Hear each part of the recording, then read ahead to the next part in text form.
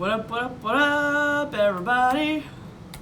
It's a Monday night, and we're back on this live stream.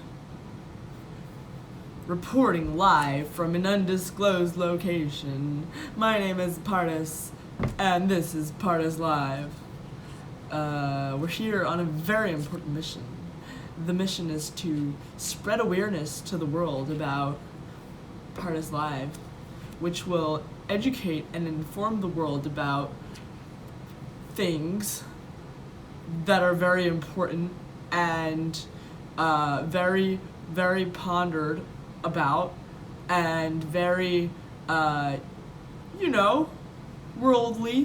worldly things that people care about and want to know, like how to pick up a hot stranger at a bar, how to budget nicely, and how to,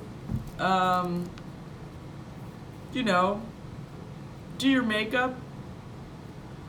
Actually, I've not done a makeup tutorial before, and I really should, because the truth is, everybody is always asking me how I do my makeup, and they're always like, oh, Pardes, can you do my makeup? Your makeup is so great. Can you try it on me and whatever? And the truth is, guys,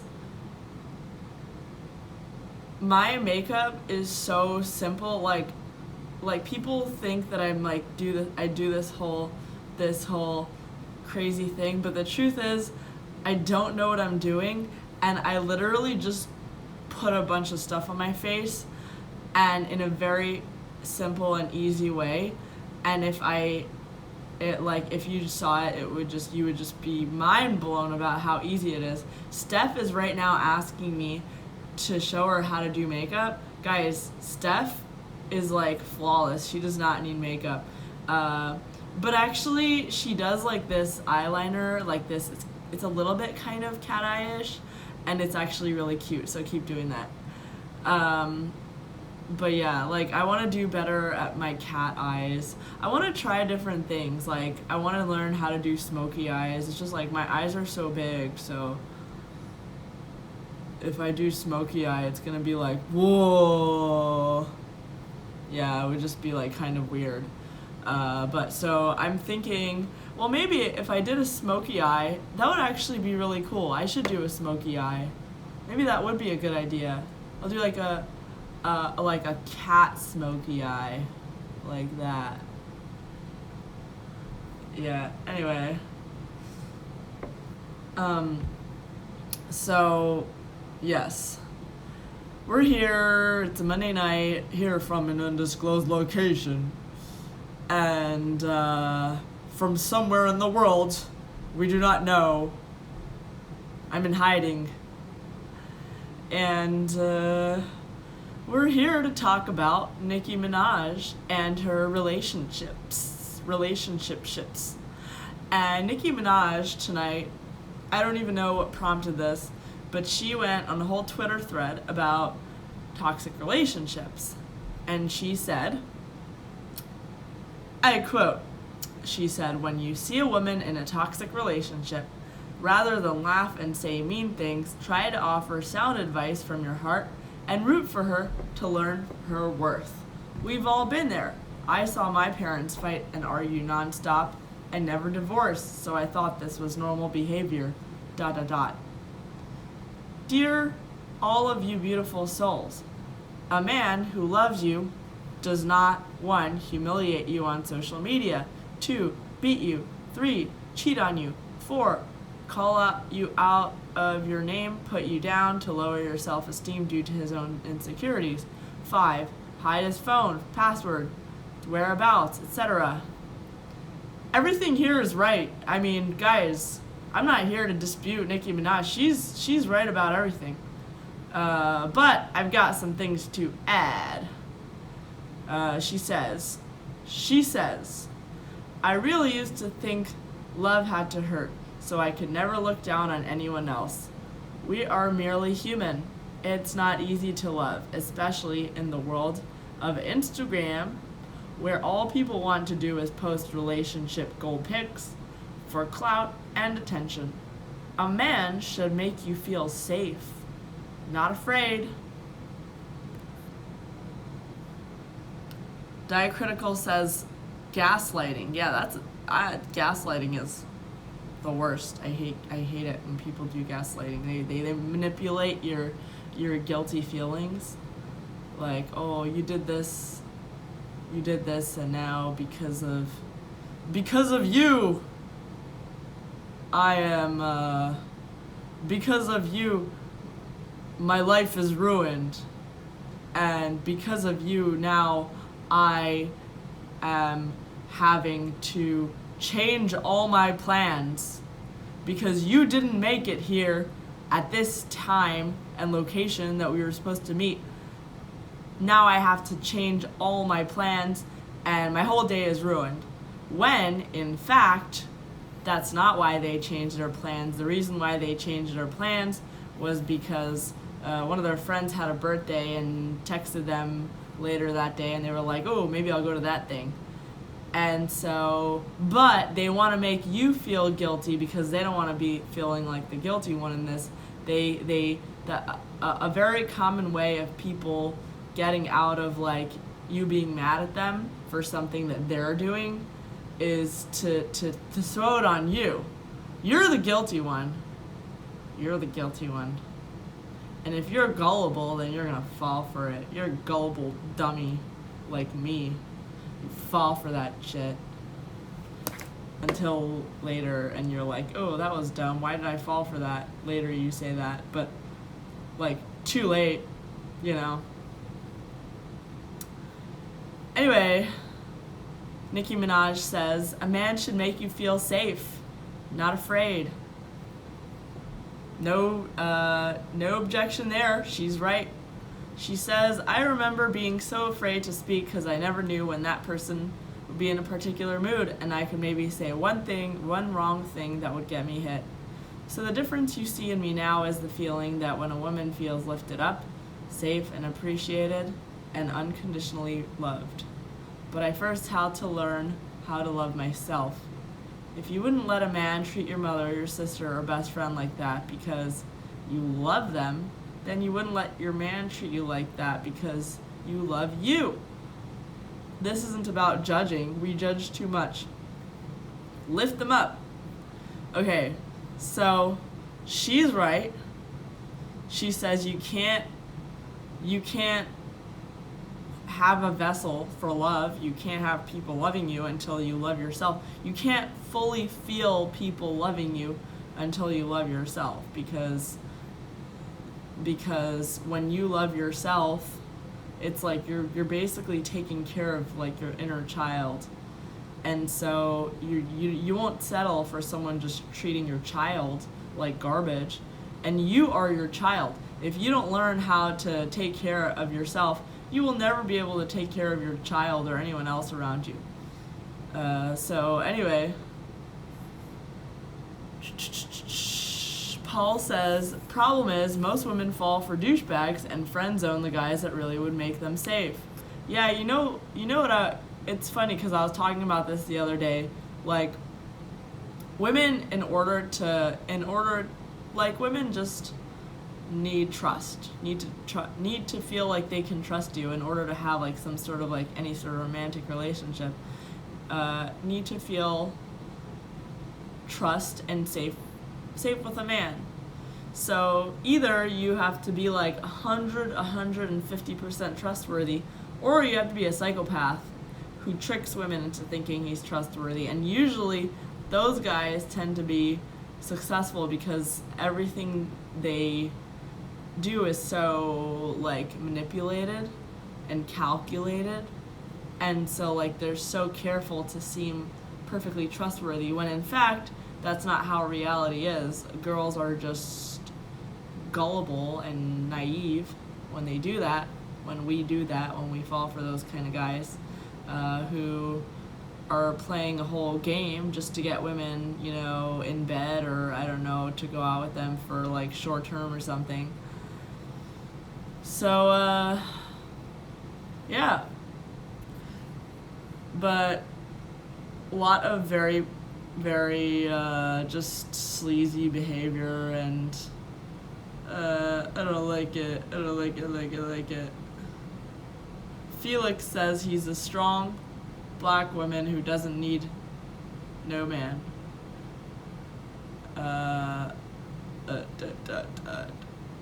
Nate says, has Nicki Minaj paid attention to her own lyrics? So, here's what I have to say about toxic relationships, since we're on the topic of toxic relationships. And I have so much to say about toxic relationships. So, I like that it's called toxic relationships and not like... I like that it's called toxic relationship because it means that the relationship is toxic, not that the people are like, one person is more toxic than the other or whatever. You know what I mean? It means that the relationship is toxic. And I am one of the belief that it really does take two to tango. And if there is an abuser, there isn't one abuser, there's two abusers. There isn't a predator and a victim. You're not either you are not the predator or the victim. You are, unless you are actually a victim. I mean, like, unless you're a child and that's not in your control, or unless it's not in your control. So let's talk about, okay, so let's first make this disclaimer. If it's not in your control, then you're a victim.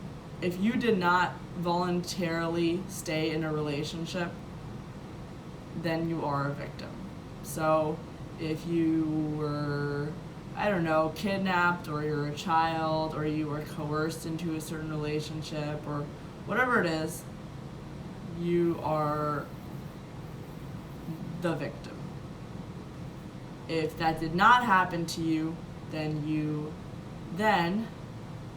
if that did not happen to you and you chose to stay in a certain relationship, then you are not a victim. Then you are an equal party in a toxic relationship.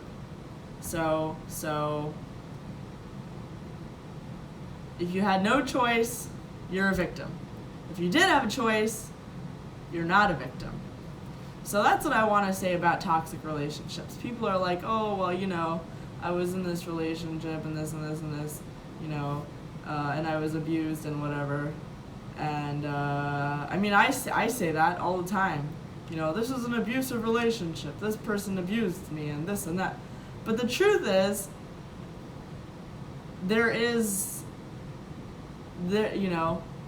I could have left. I could have just not talked to that person or not stayed in that situation.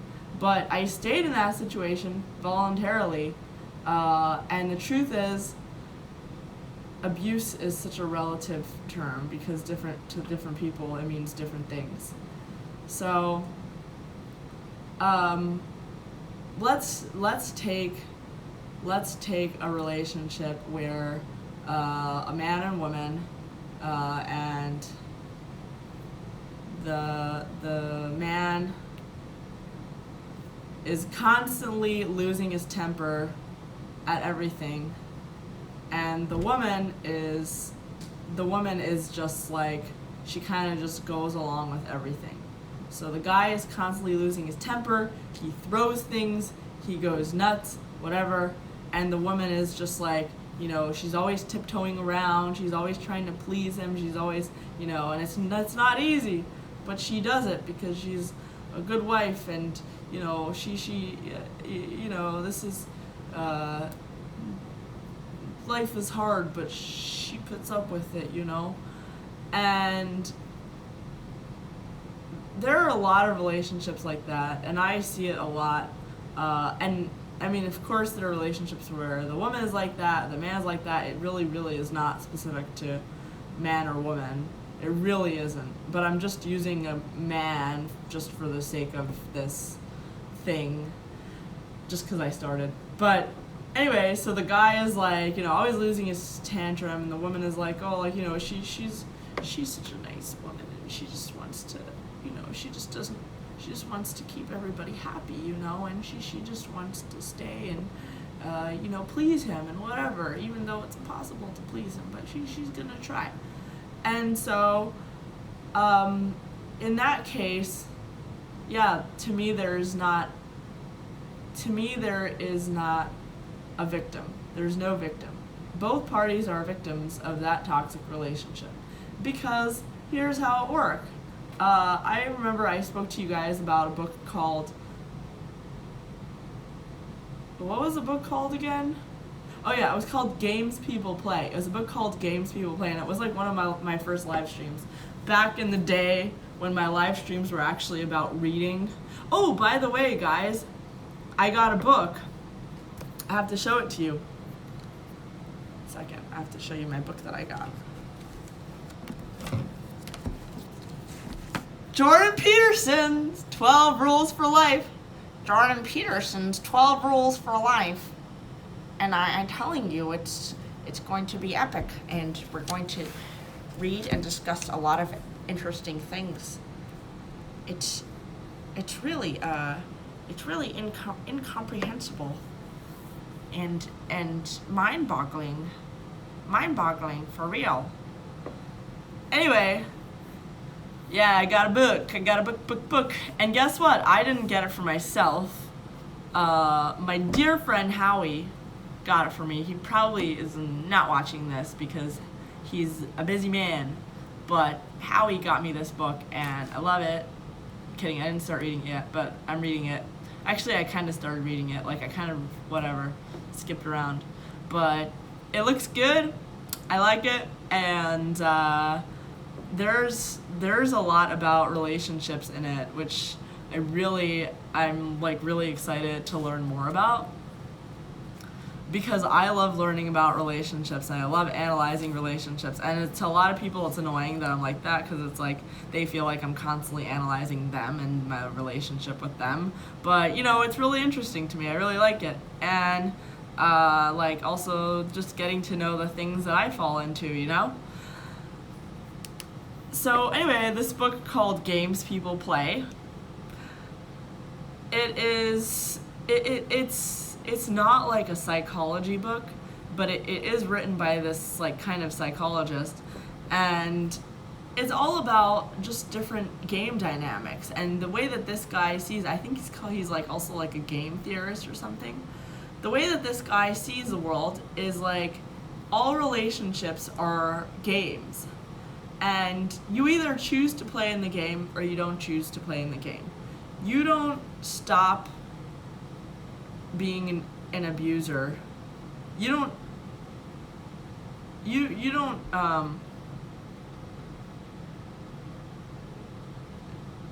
okay, so all right. See, whenever I get a phone call, you see you see the screen just pop. Whenever I get a phone call, it does that because I'm in the middle of my live stream, and then somebody's calling me, and it loses my train of thought. Okay. But anyways, by the way, guys, this isn't being recorded on Anchor. So in case you're one of those people who listens to Anchor, the audio podcast on Spotify or whatever, in case you're one of those people, I forgot to bring it with me to this undisclosed location. So I don't have that, what I recorded on. I don't have it with me, and it's so annoying.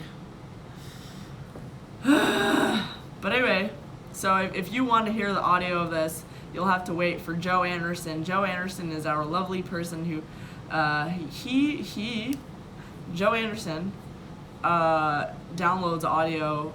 He creates a link for the download of this audio in case you want to download and listen on your iPod or something. Diacritical says Eric Burney is relevant today as 50 years ago when he wrote it.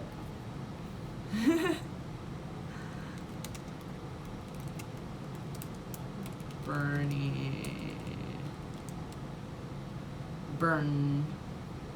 So, yeah, I always don't know how to pronounce it.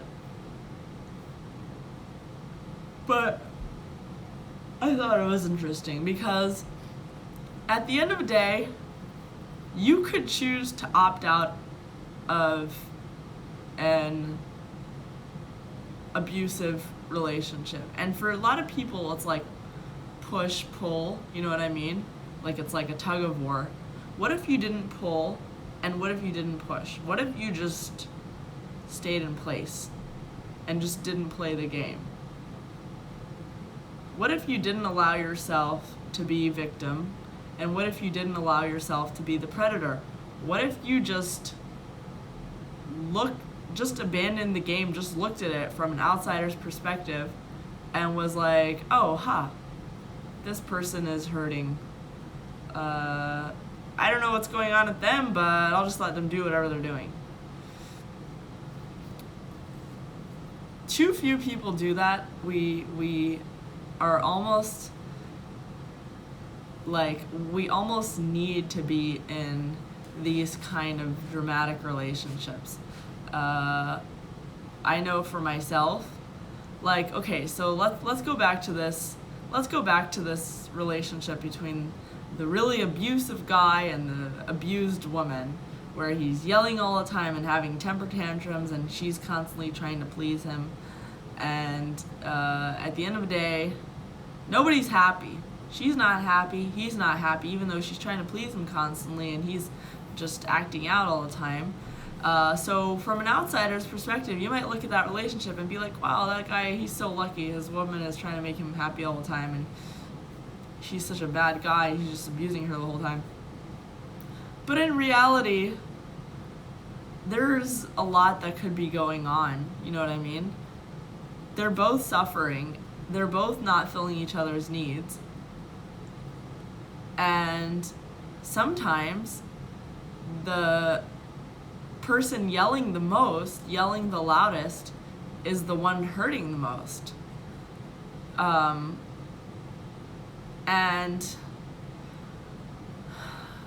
a lot of times when people don't express their needs because they want to be nice, they want to try and please the other person, that really tends to backfire, and that's a real disservice to the other person, to the point where it can feel abusive, emotionally manipulative.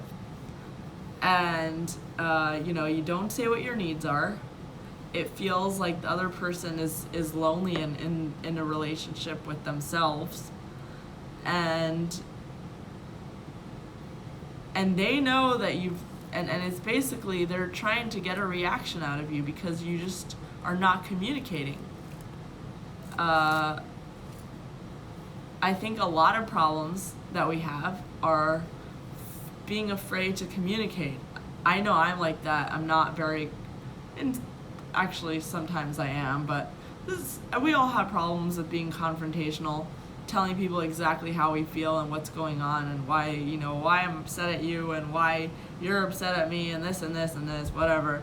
But we're always afraid of it, and that's, I think, the root of a lot of problems. You just keep it in until finally you lose your temper. You just keep it in, and instead of communicating in a normal way, you try to communicate in like a passive-aggressive way, or emotionally manipulate the other person in some way, or gaslighting them, making them guilty, and you don't even know why. So that person might feel abused because they're like, oh, my needs aren't being met, blah, blah, blah. But the other person doesn't know that because you're not communicating it. So to them, they're the one being abused because they're just seeing someone who's just ignoring them or treating them like shit or whatever, and they have no idea. Adam says, I've had plenty of toxic relationships. In fact, I don't think I've ever been with a girl and not left her covered in a hazardous substance. Ha, ha, ha, ha. Dad joke! Greg says, I've been gaslighted for 7 years. So, why don't you leave? Greg says, I'm ready to quit. Effing quit. It's really hard to, I get it. I get that it's hard to leave a relationship like that. You feel afraid, you feel like, well, this isn't so bad. Maybe I'm just being over dramatic. You whatever reason it is, you are choosing to be in that place. Unless you're a child or you're held captive and you're being chained to something, there's no reason why you shouldn't just leave. And by staying in that relationship, you are not the one being abused anymore. By staying in that relationship and staying in that situation without trying to change it, you are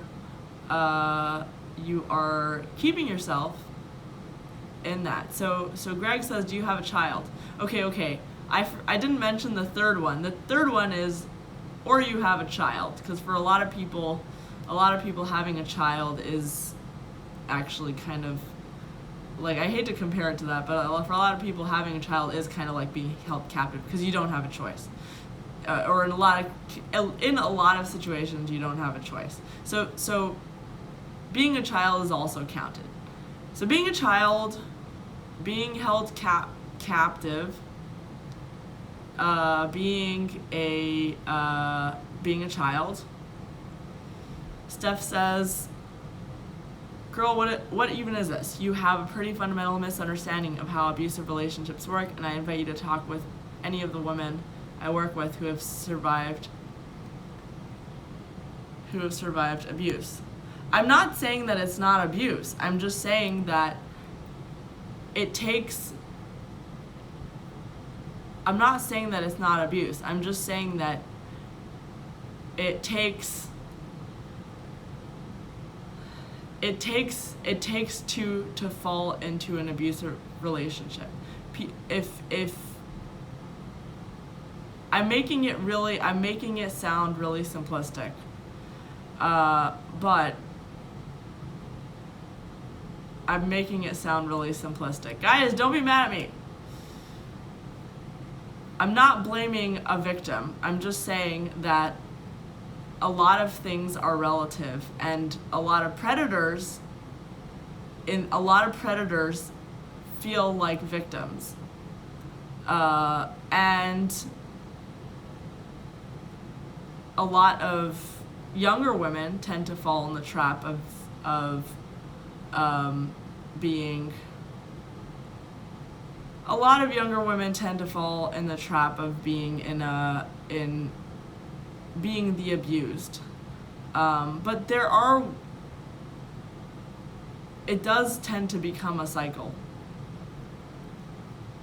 In the book Games People Play by Eric Burney, he talks about those kind of games.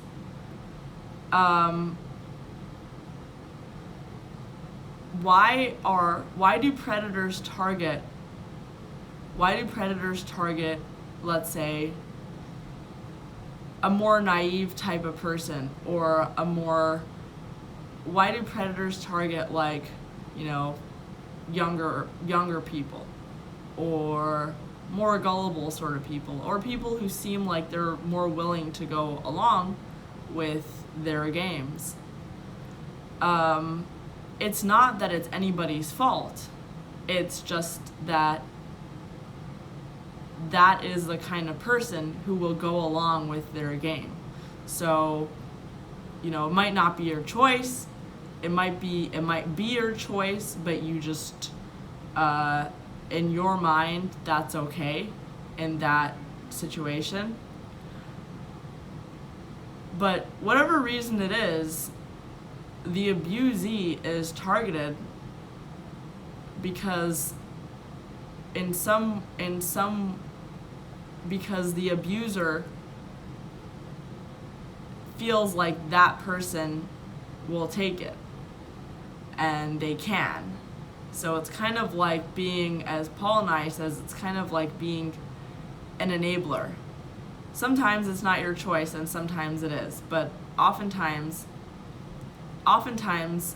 it is your choice, and you just don't know it. It is your choice to leave, and you just don't know it. And so it's really hard to, if you've always been trained to stick around. I know a lot of people who I don't think should stay in a relationship because one person is just always beating the other person around. The other person takes it. You don't have to stay in that kind of relationship.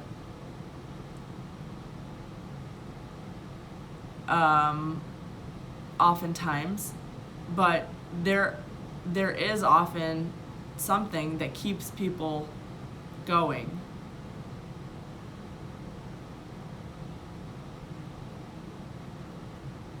I think about this a lot, and it's not that,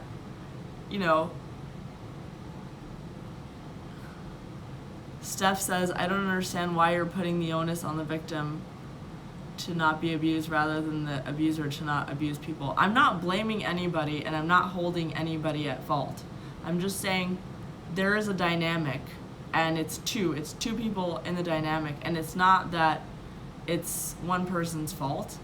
It's just that there's a reason why certain people are targeted, and nothing is anybody's fault. It's just there is a reason, and it doesn't mean that people who are abusers shouldn't be put in their place.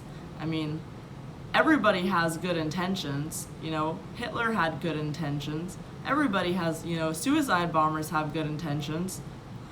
But we're not trying to take the blame. We're not trying to put the blame on one person or another person. We're just trying to understand why people fall in these kinds of relationships and understand why certain people end up in abusive relationships, even if they're not the predator, they're not the person who's doing the abusing, but they're just, for some reason, they often fall into an abusive relationship. And this is not in any way blaming them. This is not a judgment. I'm not here to judge anybody. I'm not in a court. I'm not in a courtroom. I'm not a lawyer. And I just like to understand why people do certain things and why people end up in certain situations. People who are abusive look for certain, whether intentionally or whether not intentionally, will look for a certain type of prey. This live stream is getting a lot of people mad. I don't know, guys. I'm just telling you what I think. I did say Hitler had good intentions. Are you gonna try and dispute that? I think Hitler did think he was doing the right thing. I don't think Hitler, it seemed like he was very serious about it. He really thought that what he was doing was good. Great on a live stream or whatever. Good for his country or whatever.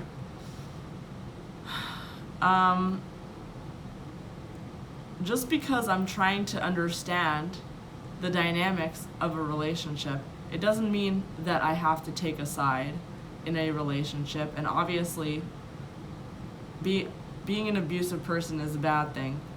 But I'm not here to pass judgment. I'm just here to say, how do people end up in abusive relationships? And why are certain people chosen? Let's think of this in a transactional way. When you are looking for a job, we did a live stream on this. What did we say in the live stream? We said that in order to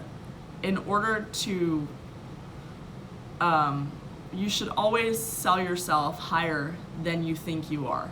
So if you think that you're worth $35,000 a year salary, you should ask for, I don't know, $50,000. If you think you're worth 60,000, you should maybe ask for 70,000. Because at the end of the day, an employer is not, at the end of the day, when you when you give yourself a higher worth, you have a higher price on yourself, you're telling the employer, whether or not you pay me this amount, this is what I expect. This is how much I'm worth. This is, whether or not you pay me this amount, you're getting a bargain if you get someone like me. And the employer knows to not take you for granted, to not take advantage of you. People who come in, I'm going to say this again with women. Again, not to blame women, not to blame victims, not to blame whatever. I'm not here to pass judgment. But why are women often getting paid lower salaries? It is, first of all, there is a social belief that women are not gonna expect much, and if they do expect much, it's like, oh, why is she asking for more? There is definitely a bias against women, 100%. But also, we play into that bias because we're so used to it. We don't think that anyone will give us more than $35K a year, so we don't ask for more. So it's like a cycle. We just keep playing into the bias. And we don't break the cycle unless we acknowledge that, hey, maybe I can ask for more and that person might give it to me. You put the price on yourself. You decide how much you're worth. As much as it seems like society decides how much you're worth, you decide how much you're worth. And society adapts to that. Because because it all really just comes down to the individual. If more women, for instance, asked for what they wanted, asked for their worth, said, I want $70K a year, and that's my price. It would become a more accepted thing, and society would be molded to that.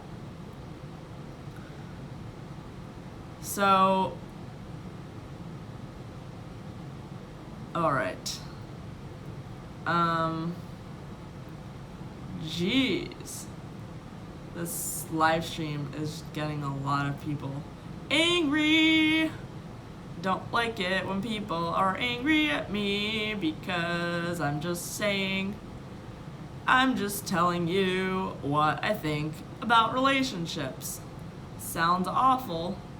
I've been in many relationships where I definitely think that I got the shorter end. And I hated it.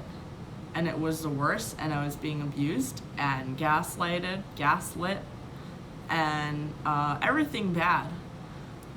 In fact, I think I was in a lot of abusive relationships where I was getting abused.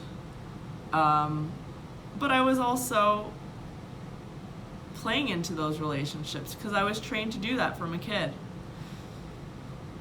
As I get older, the older I get, and the more I learn that maybe I don't have to stay in those kind of relationships. Maybe I'm being an enabler by staying in those kind of relationships, because that abuser is going to keep being an abuser. My way out is if I want to change the trajectory of what is happening for myself, it's my turn to say, well, this doesn't have to be my reality. And the older I get, I think the better my relationships become. I tend to have, I'm learning what friendship is. I'm making, amazing friends. I'm learning that what is expected of me in certain relationships. what I can expect in certain relationships. And it keeps getting better. But I think it really does have to do with me changing as a person.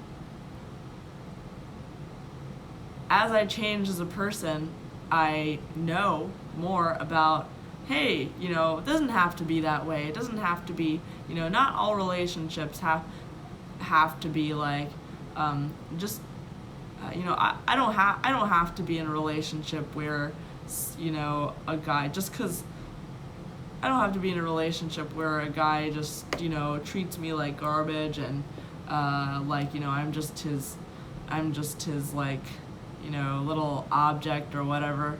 I don't have to be in a relationship with that guy. The older I get, the more exposed I become to other sorts of things.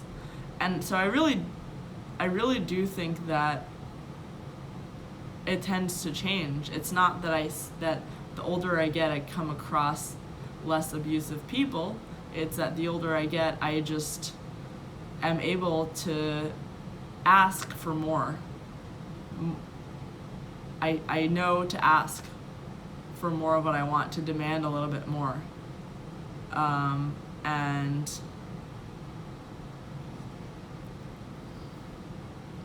Adam says all that men expect of their women is that they have 3 accessible holes.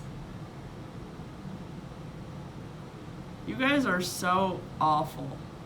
You guys are so awful. Paul Nye says, I try to exhibit chivalry, especially in front of my daughter, because I want to show her how a man should treat her. Yeah, a lot of it does come from, like, the home when you were, where you were raised.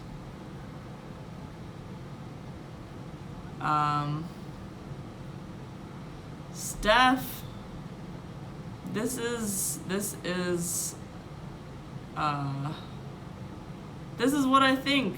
This is like, I'm not trying to blame anybody. I mean, in fact, I don't think that a girl is, I think that certain people are more likely to be abused in certain relationships, and it's not their fault at all. In fact, it's awful. It's not their fault at all. But I'm just trying to understand why people end up in certain relationships. Why would a guy go after a little girl to abuse instead of going after another guy? What is it about the little girl that's attracting a predator and not the guy? Yes, the guy is a predator, but why is he going after a little girl and not another guy? And there is a reason for that, is because in his mind, he is more likely to get it from a little girl, because a little girl has no power. It's not her fault, but she is another version of, I mean, I don't want to say, like, she's more likely to give him what he wants. She's a child. She doesn't really have a lot to defend herself. She might not even know that this is a bad thing because she's a child.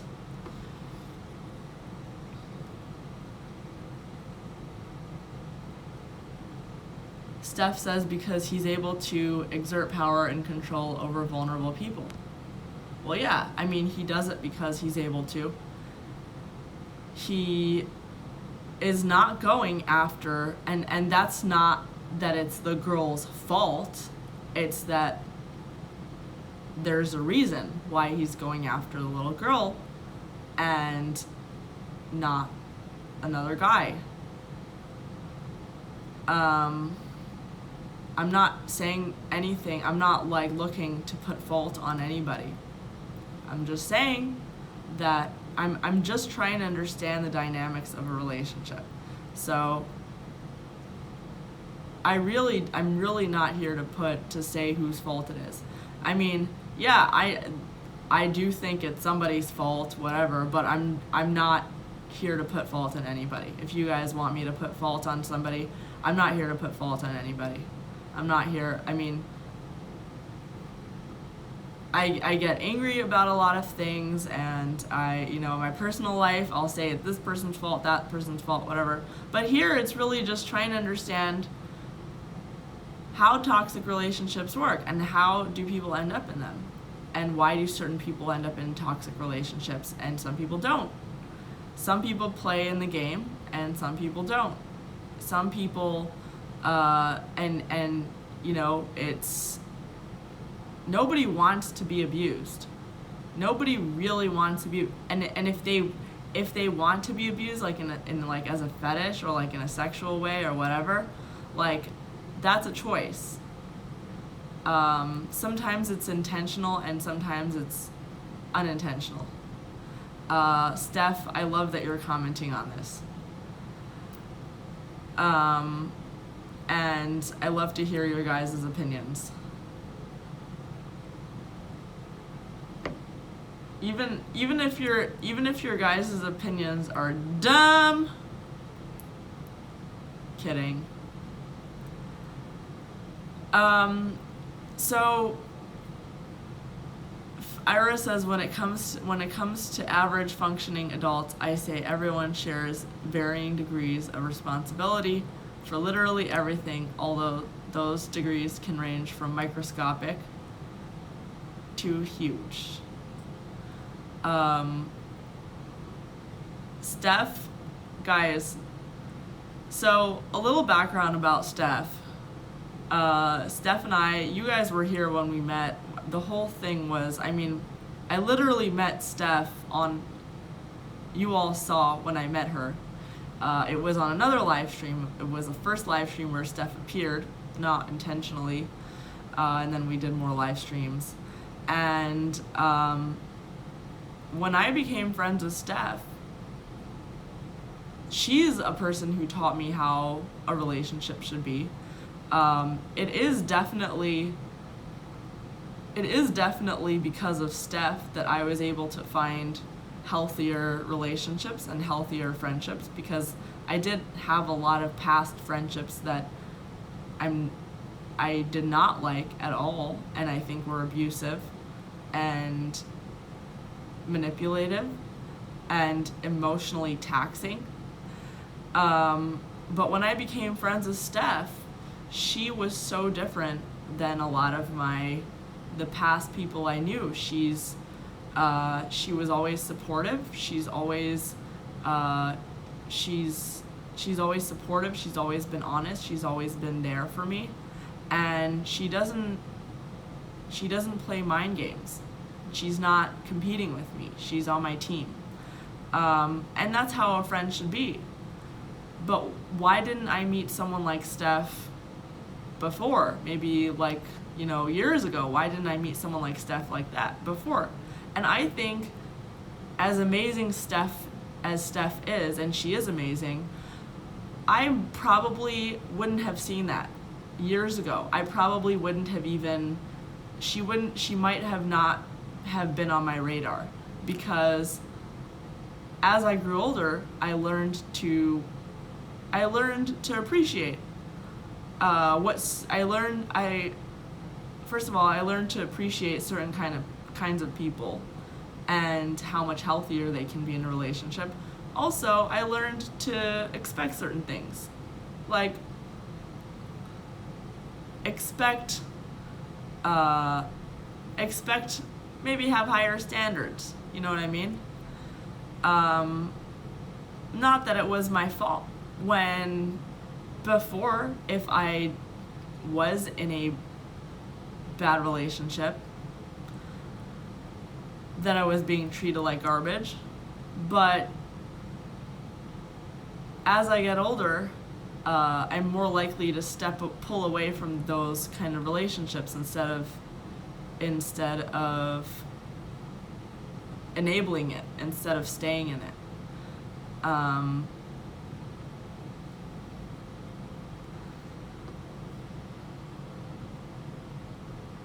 All right. see comments.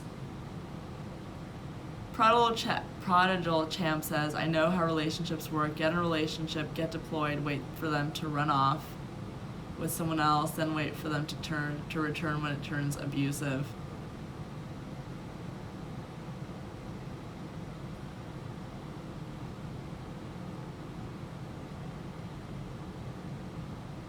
Steph says, everyone has the agency to choose how they treat other people.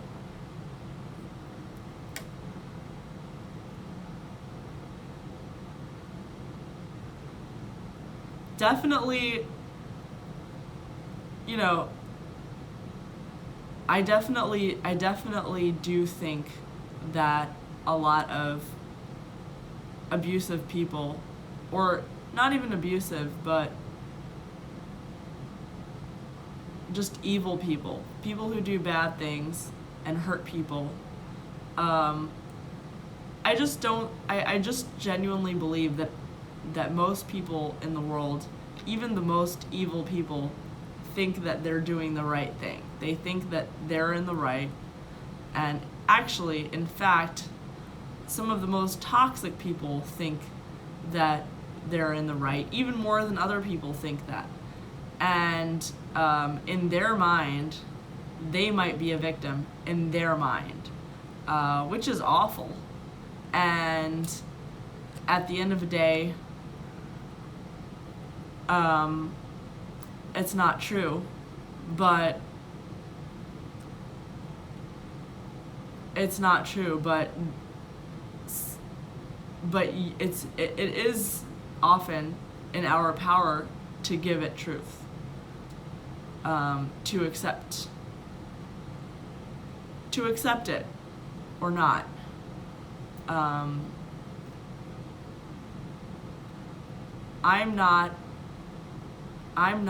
If I were in a relationship where someone was just degrading me all day and treating me like absolute garbage, if I liked it, if I said that, oh, this is great, this is like a sexual thing, this is something that I want, and I genuinely liked it, would I really consider myself a victim if I don't like it?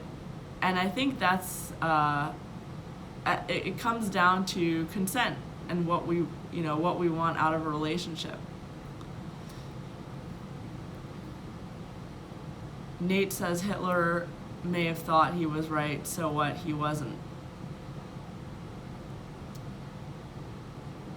Doom says some even know they are doing evil, but they think they are doing it for the greater good. Oh yeah. The justifiers. Matt says consent is gay. Steph says there's a difference between consenting and non-consenting.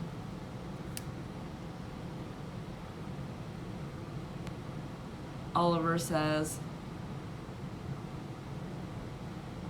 Oliver has a random story. Diacritical says you would want your friends to intervene if they see you hurt.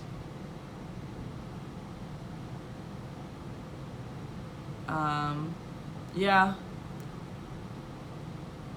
I've been learning a lot about friendship from my friends, and that's a great thing. And, I think part of the reason why, at the end of the day, it is not the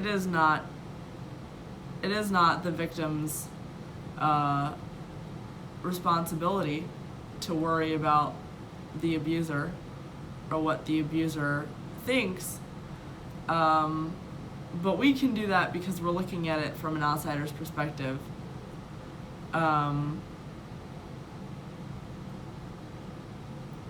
But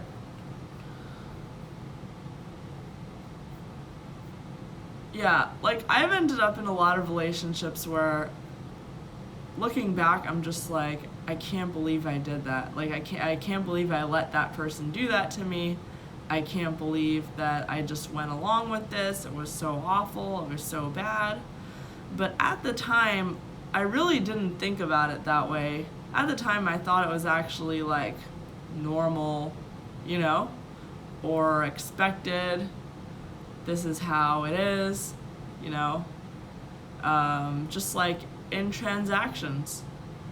When, you know, years ago I would have asked for so little to maybe write something for somebody or do something for someone. Sometimes I would have even done things for free, but as I get older and become more aware of what I can do and my skills, I feel more confident to ask for more, and not necessarily just because I have more skills that I've acquired, but maybe just because I know I can and I know people will pay it.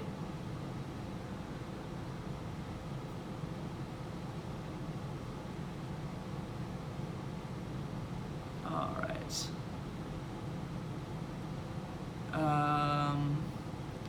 All right. Abusive relationship stories. Tell me your abusive relationship stories. And I will read them because I care about your stories, or just because I want entertainment for this live stream. But who cares either way? We both get what we want, right?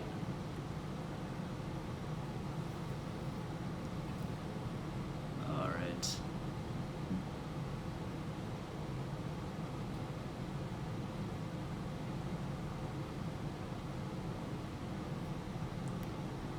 Steph says, you know mine. Do you think I deserved it? No way. I don't think anyone deserves anything. I don't think anyone deserves to be abused. In any way, to be mistreated in any way. Nobody deserves it. We all deserve to be treated with respect, with love, with honesty and integrity. It's not deserved. But sometimes, for me, you know, I try to make sense of the world, why certain things happen. And once you make sense of the world, why certain things happen, it's easier to prevent it in the future. Once I understand, you know, it's good to be,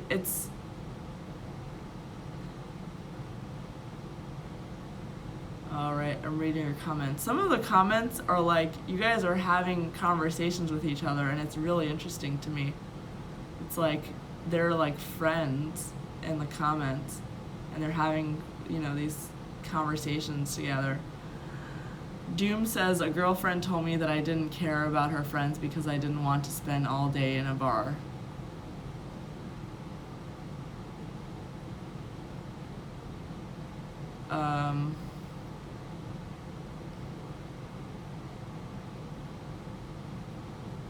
All right.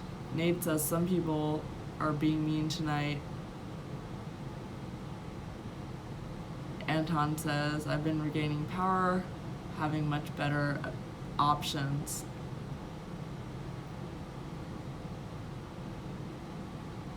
Like, going back to Steph,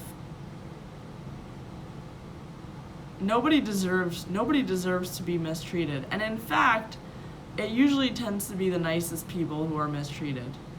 And it's not because they're at fault in any way, but there is a common denominator.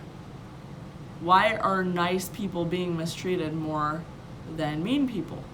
It's not that they shouldn't be nice at all, or it's not that they are at fault in any way or that they deserve it. But there is a reason why predators are going after nice people. And it's not that anyone is at fault, it's just to try and understand the world a little bit, to try and understand what it is that makes predators mistake kindness for weakness and how we can avoid it. What else can we do? And I mean, that's not even my point of my live stream. It's really just to understand why it happens, and you can decide what to do based on that. But but to try and connect the dots, like, in fact, the people who get it the most tend to be the people who deserve it the least.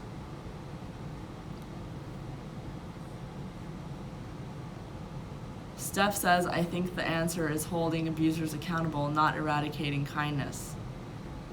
I 100% agree with you. I don't think that people should be less kind.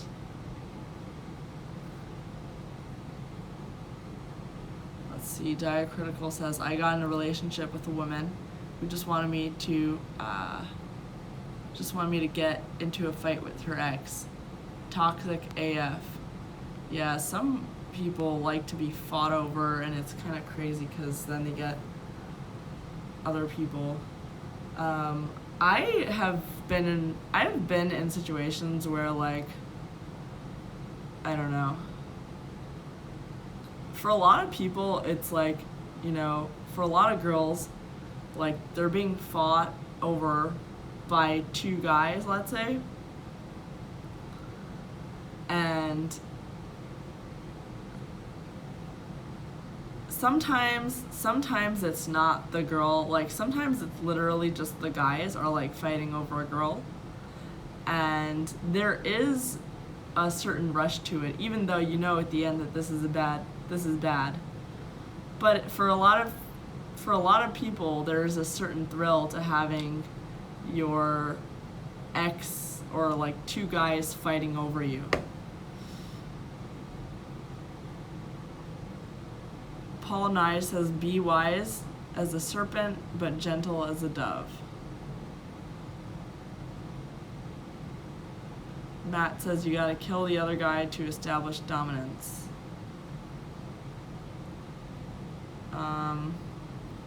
Adam says, only time I've ever hurt a woman in a relationship is with my large member.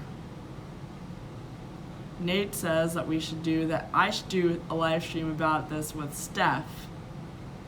That's a good idea. I should do a live stream about it with Steph. I feel like I wouldn't really have, like, a debate for Steph, because I actually agree with everything Steph says. I'm just more like, I don't know. I feel like if I had a debate with Steph, I would just, like, agree with everything she says. But not because, like, I just agree with everything everybody says, but, like, for me, I agree with everything. It's just that, like, I'm more of a relativist. And I wish I wasn't, because I think absolutists are what make the world a functional place. And people who have real opinions and will stand by them. But I tend to be a relativist because I tend to, like, well, this idea works, but also this idea works, and if you try and think of it this way, this idea works too. And let's try and get in the mind of Osama bin Laden and understand why he did this thing and this thing. And so, like, it can be useful in a lot of ways, but in other ways, it can drive you mad because you're just getting in the heads of everybody and you forget what's in your own head. So, if I had a debate with Steph, I would just be going into, like Steph and I had a conversation the other night, and we were talking about, like, you know, why we write, our skills as writers, and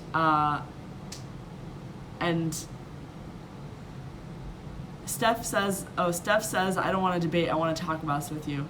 That would actually be really interesting. Yeah, that would be really fun. We can do it in my undisclosed location. A debate, a talk with Steph about abusive relationships. And we would do it in this undisclosed location. Exclusive. And we would do it with tea, with a cup of tea. Steph, I know that you respect me, and I respect you. I'm like really, I've been extremely lucky lately. I have some of the most amazing friends in the world, and I'm learning more about friendships and relationships in general. It changes you, and it's hard to find in DC, in Washington DC, because a lot of people fall into relationships for the wrong reasons. A lot of people are here for just, a lot of people are really just here for, you know, like networking and stuff. So if they're making friends with you, it's really like, okay, you know, I have a job, I'm trying to get this connection or that connection. It's hard to come across people who really want a real friendship and are willing to invest in it and try and talk about it and stuff like that. Anyway,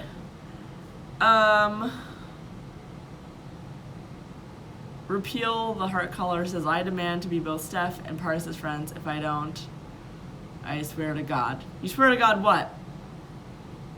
You didn't say what. Alright, everybody. Alright, everybody. Any questions before we go to bed? Before bedtime? Jorge says, speaking of Bin Laden, I saw a video of him singing Lady Gaga on Twitter. Oh my gosh.